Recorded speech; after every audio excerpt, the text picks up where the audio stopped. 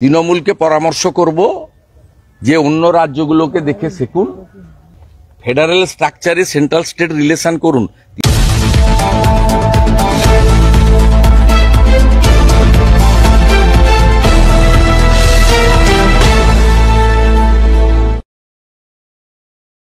প্যান্ডেলে আমার প্রতিক্রিয়া দিয়েছি। এই বাজেট মানে অত্যন্ত এটি পপুলার বাজেট হয়েছে, যে বাজেটে বিকশিত ভারতের লক্ষ্য এবং দেশকে বিশ্বের অর্থনৈতিক শক্তিশালী দেশ হিসেবে পরিণত করার সাথে সাথে যেটা দিয়ে মাননীয় অর্থমন্ত্রী শুরু করেছেন, যে এই বাজেট গরিব, যুবক, অন্নদাতা, কৃষক এবং নারীদের উদ্দেশ্যে উৎসর্গ করেছেন। অতএব আপনি চারটি সেক্টরেই দেখবেন ব্যাপক সামাজিক প্রকল্পগুলো বা তাদের উন্নয়নের জন্য একটা সুনির্দিষ্ট কর্মপরিকল্পনা, চটকদারি নয়, নেওয়া হয়েছে। আমি বিশেষ করে আমি একজন জনপ্রতিনিধি এবং আমি গ্রাসরুটে কাজও করি, সাধারণ মানুষের সঙ্গে প্রত্যক্ষ যোগাযোগ আছে। কতগুলো ভালো জিনিস, যেমন যে সমস্ত সামাজিক প্রকল্প ভারত সরকারের চলছে সেগুলো চালু রেখে জল জীবন মিশন 2028 সাল পর্যন্ত এক্সটেন্ড করা, এটা একটা বড় ঐতিহাসিক পদক্ষেপ।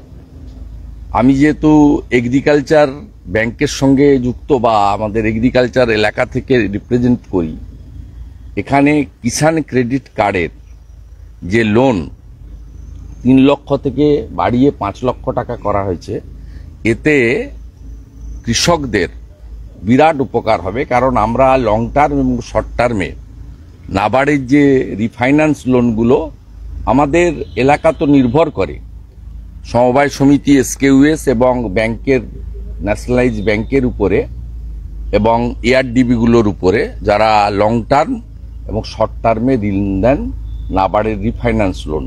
এবং এটা অত্যন্ত স্বল্প সুদে ভারত সরকারের সামান্য 2% ইন্টারেস্টে এখানে খুব সাধারণভাবে, সামান্যভাবেই অত্যন্ত অল্প সুদে তারা এই কিষাণ ক্রেডিট কার্ডের লোনের সুযোগ পান। সাথে সাথে আমাদের বিশেষ করে 12 লক্ষ টাকা পর্যন্ত ইনকাম ট্যাক্স ছাড়, এটা তো ব্যাপকভাবে মধ্যবিত্ত এবং নিম্ন মধ্যবিত্ত তারা অত্যন্তভাবে আনন্দিত হয়েছেন।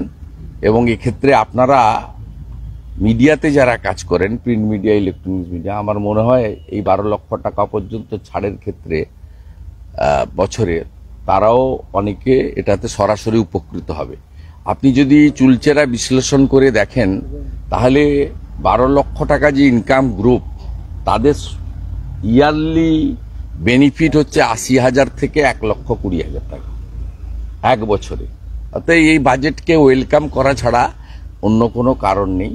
এবং লোকের এখন যে ব্যবহার্য জিনিসপত্রগুলোর মধ্যে দুটো জিনিস তো অত্যন্ত আনন্দের। একটা হচ্ছে জীবনদায়ী ওষুধের উপর থেকে শুল্ক প্রত্যাহার করা, 36টি জীবনদায়ী ওষুধ, এবং প্রত্যেকটা ডিস্ট্রিক্ট হসপিটালে ক্যান্সারের চিকিৎসা চালু করা, আর সাথে সাথে মোবাইল ফোনের দামও কমিয়ে দেওয়া।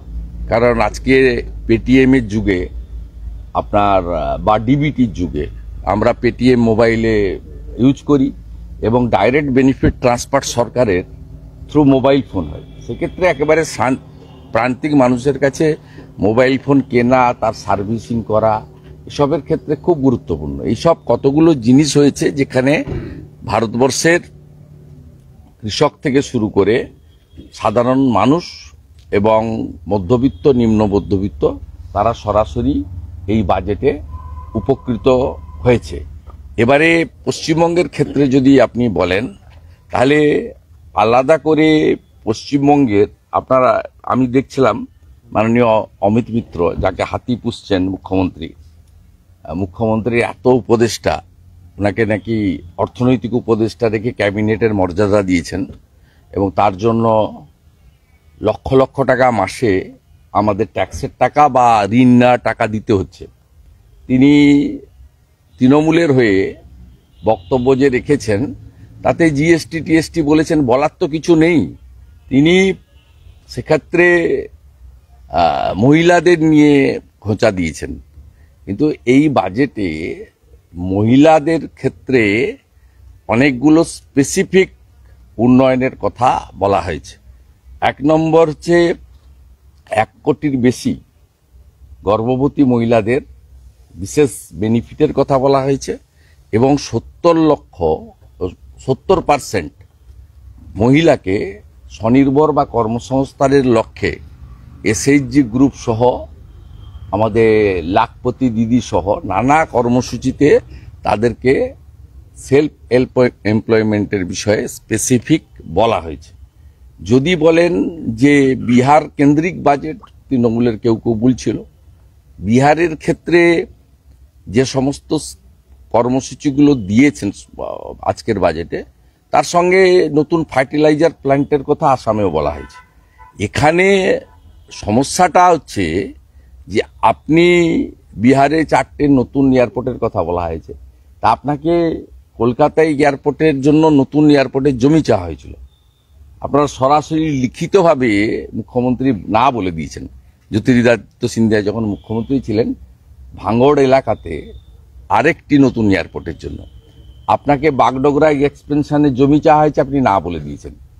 আপনাকে কলাইকুণ্ডা মিলিটারি এয়ারপোর্টকে কমার্শিয়াল এবং ডোমেস্টিক এয়ারপোর্ট হিসেবে চালু করার জন্য প্রপোজাল দিয়ে 25 একর জমি চাওয়া হয়েছে, আপনি দেননি। আপনাকে হাসিমারা এয়ারপোর্টকে পাবলিককে, জনগণকে ইউজ করার জন্য কমার্শিয়াল ফ্লাইট, ডোমেস্টিক ফ্লাইটের জন্য 37 একর জমি চাওয়া হয়েছে, আপনি দেননি। আপনি 61টা রেল প্রজেক্টে আপনি অ্যাডিকুয়েট ল্যান্ড আপনি প্রোভাইড করেননি। তো স্বাভাবিকভাবে যে সমস্ত স্টেট গভর্নমেন্ট আসাম জায়গা দিয়েছে, তাই ওখানে নতুন একটি ফার্টিলাইজার বড় ইউনিট হচ্ছে। Eastern reason, north eastern reason সরাসরি কৃষকরা উপকৃত হবে। ফার্টিলাইজারেও প্রচুর সাবসিডির কথা ঘোষণা করা হয়েছে। সাথে সাথে বিহারের ক্ষেত্রেও অনেকগুলি জমি তারা প্রোভাইড করেছেন, কেন্দ্রীয় সরকারের সঙ্গে কাঁধে কাঁধ মিলিয়ে বলছেন।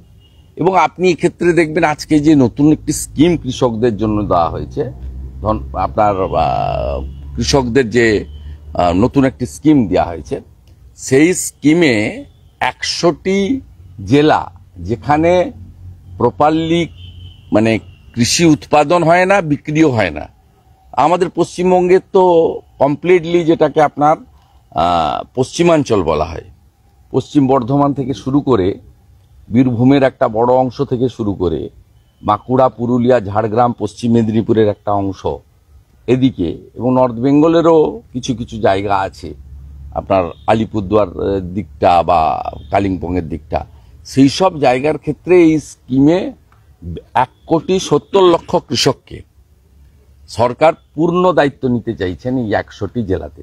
আপনি দেখবেন যেহেতু এই স্কিমটা আয়ুষ্মান ভারতের মতো, প্রধানমন্ত্রী ফসল বীমা যোজনার মতো, প্রধানমন্ত্রী আবাস যোজনার মতো, সেক্ষেত্রে বিশ্বকর্মা যোজনার মতো, পশ্চিমবঙ্গ সরকার তার স্বভাবসিদ্ধ ভঙ্গিতে এই স্কিমে তারা অন্তর্ভুক্ত হবে না, যেহেতু ভারত সরকার বা প্রধানমন্ত্রীর এক্ষেত্রে একটা বড় কন্ট্রিবিউশন বা রোল থাকবে, ক্রেডিট সেন্ট্রাল গভর্নমেন্টে চলে যাবে। তাই এদের যে এই নেগেটিভ অ্যাটিচিউড, নেগেটিভ অ্যাক্টিভিটিস, তার জন্য এই সমস্যাটা পশ্চিমবঙ্গের মানুষ ফেস করছে।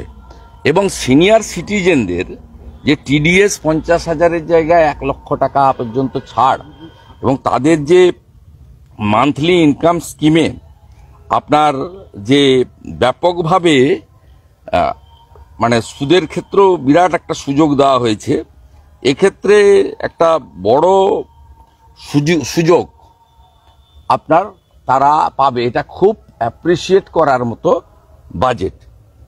পশ্চিমবঙ্গের বিভিন্ন কেন্দ্রীয় দপ্তর, কেন্দ্রীয় প্রতিষ্ঠান এবং রেলের যে চালু প্রজেক্টগুলো আছে, মেট্রো রেল সহ, তার পর্যাপ্ত বাজেটারি অ্যালটমেন্ট হয়েছে। স্পেসিফিক আপনারা 1-2 দিনের মধ্যে পেয়ে যাবেন, আপনারাও পেয়ে যাবেন, মিডিয়া আমরাও প্রোভাইড করে দেবো, বা আপনারাও অন্য সোর্সে ভারত সরকার থেকে তো ওটা পাবলিক ডোমেনে আনবে।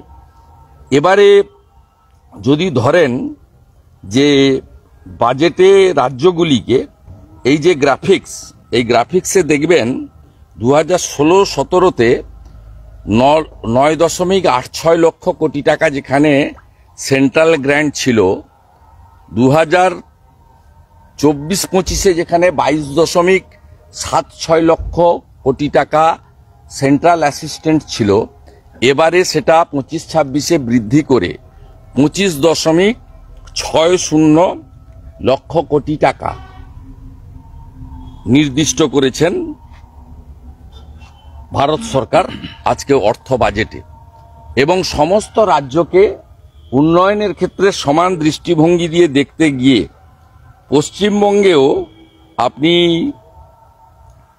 Statement showing state wise distribution of net proceeds of union taxes and duties for B 25-26, এক্ষেত্রেও গ্র্যান্ড টোটাল যদি পশ্চিমবঙ্গের ক্ষেত্রে দেখেন তাহলে দেখবেন 1,07,000 কোটি টাকার বেশি আপনার এখানে এই গ্র্যান্ড টোটালের ক্ষেত্রে এখানে পরিষ্কারভাবে এটা বলা হয়েছে, গ্র্যান্ড টোটালের ক্ষেত্রে এটা বলা হয়েছে। এবং সেক্ষেত্রে পশ্চিমবঙ্গের কোনো সমস্যা নেই, পশ্চিমবঙ্গ আতঙ্কিত হওয়ার কারণ নেই। যত খুশি চুরি করুন, যত খুশি চালিয়ে যান, আর একটা চাকরি দিতে পারবেন না। ওবিসি নিয়ে যা ঘেঁটে দিয়েছেন, আর কয়েকটা মাস আছেন, চাকরি দিতে পারবেন না। ওই ধার দেনা করে 500 টাকা লক্ষ্মীর ভাণ্ডারে বাড়িয়ে দেন, তাতে কিচ্ছু হবে না, কোনো চিড়া ভিজবে না, নিশ্চিন্তে থাকুন। বাড়িতে বাড়িতে লোক চাকরি চায়, শিল্প চায়, স্বাস্থ্য পরিষেবা চায়। আপনি বিহারটা বললেন, কিন্তু ভোটের বিহার বলে কি কল্পতরু কেন্দ্র এমনটা তৃণমূলের নেতারা অভিযোগ করছে। না, আমি আগেই উত্তর দিয়েছি, শুধু বিহার কেন, অন্যান্য স্টেটের ক্ষেত্রেও তো অনেক প্রজেক্ট দিয়েছে। আসামে তো ভোট 26 সালে, আসামে তো ফার্টিলাইজার ইউনিট দিয়েছে সরকার, প্রত্যেকটা স্টেটকেই তারা প্রোভাইড করেছে। এবং সত্যিকারে বিহারের যে সমস্ত উন্নয়নের কাজ করা দরকার ছিল, মাখানা বোর্ড থেকে শুরু করে হর্টিকালচার, বিহার থেকে হর্টিকালচার মিনিস্টার চিরাগ পাসওয়ান, সে তো তার স্টেটে জমি জায়গা জোগাড় করে সেখানে তো চাইবে করতে, তারা তো চাইবে। এখানে তো সমস্যা, এখানে আমাদের ভারত সরকার করতে চান, আমাদের সাংসদরা, আমাদের দুজন প্রতিমন্ত্রী তারা কাজ করতে চান। আমিও বিরোধী দলনেতা হিসেবে আমিও সহযোগিতা করি বা করতে চাই। যে প্রশ্নটা হচ্ছে ল্যান্ড, দীঘা তমলুক রেলপথের ডবল রেল লাইন হচ্ছে না, তার জন্য দায়ী কে? মমতা ব্যানার্জি ল্যান্ড দেবে না। নন্দকুমার থেকে বলাইপন্ডা হয়ে আপনার যে বালিচক রেলের এক্সটেনশন করতে চাইছে, জমি দেবে না মমতা ব্যানার্জি। জমি দেবে, কৃষকরা রেডি আছে জমি দেওয়ার, উপযুক্ত মূল্য পেলে জমি দেবেন না। নন্দীগ্রাম রেল প্রজেক্টে দ্রুত কাজ চলছে, সেখানেও দেখবেন 74 একর জমি পেয়েছি আমরা আগে, 6 একর জমি এখনো পাওয়া যায়নি। বাকি কাজ পুরো দমে চলছে, 200 কোটি টাকার বেশি অ্যালটমেন্ট হয়েছে, আরো 300 কোটি টাকা অ্যালটমেন্ট হয়েছে, কাজ পুরো দমে চলছে, ফুল স্পিডে কাজ চলছে। আপনি পাঁশকুড়া থেকে ঘাটাল হয়ে ইড়পালা জমি দেবেন না, হিলি রেল প্রজেক্টে জমি দেবেন না। আপনি ভাদুতলা হয়ে লালগড় রেল প্রজেক্টে জমি দেবেন না। এরকম 61টা রেল প্রজেক্টে রয়েছে, জমি দেবেন না। আপনাকে কিন্তু বলছি, আপনি জমি দেবেন না, আপনি এখানে জমি দেবেন না। জমি তো ল্যান্ড অ্যাকুইজিশন অ্যাক্ট তো কালেক্টর ডিএম এর হাতে, এবং এই ডিএমরা কন্ট্রোল বাই এই পূর্ণেন্দু মাইতির ঘাড়ে মাথা আছে যে মুখ্যমন্ত্রীর নির্দেশের বাইরে যায়। আপনি আমার জেলা বা আপনাদের জেলা নিয়ে বলুন না। এই মন্দারমণিতে এনজিটির কি একটা নোটিশ করেছিল, তাতেই ওকে গর্তে ঢুকিয়ে দিয়েছে, কে করবে, কে কোথায় জমি দিতে চাইবে? ভারত সরকার 2019-এ আপনাদের 18 জন, মানে বিজেপির 18 জন সাংসদ ছিল, এখন 12 জন, কিন্তু সেই তখনও বঞ্চিত, এখনো বঞ্চিত তৃণমূল থেকে বলা হচ্ছে। তৃণমূলের কথার উত্তর দেওয়ার কোনো দরকার নেই। তৃণমূলকে পরামর্শ করব যে অন্য রাজ্যগুলোকে দেখে শিখুন। এমনকি ওমর আব্দুল্লাহ যে ভারতীয় জনতা পার্টির বা ইন্ডিয়ার বিরুদ্ধে, তাকে দেখে শিখুন। ওমর আব্দুল্লাহকে দেখে শিখুন, তিনি বয়সে মমতা ব্যানার্জি থেকে অনেক ছোট, তার বাবা মমতা ব্যানার্জির সহকর্মী ফারুক আব্দুল্লাহ, তাকে দেখে শিখুন।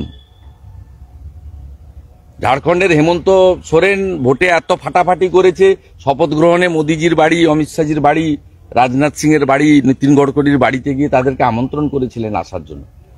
ফেডারেল স্ট্রাকচারে সেন্ট্রাল স্টেট রিলেশন করুন। তৃণমূলকে বলবো আগে আয়ুষ্মান ভারতটাকে চালু করুন। তৃণমূলকে বলবো আগে প্রধানমন্ত্রী ফসল বীমা যোজনাকে তাকে চালু করুন। তৃণমূলকে আগে বলবো প্রধানমন্ত্রী আবাস যোজনাতে পরিচ্ছন্ন তালিকা পাঠান কেন্দ্রে।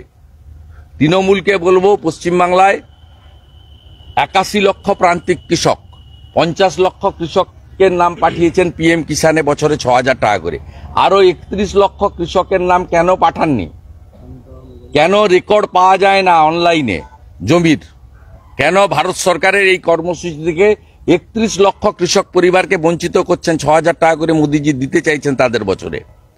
কেন যারা নাপিত থেকে শুরু করে মালাকার, স্বর্ণকার, তাঁত শিল্পী, সুতার, কামার, মানে হাতের কাজ করেন, কারিগর, আর্টিজান, তাদের বিশ্বকর্মা যোজনা যেখানে পশ্চিমবঙ্গ সরকারের একটা টাকা নেই?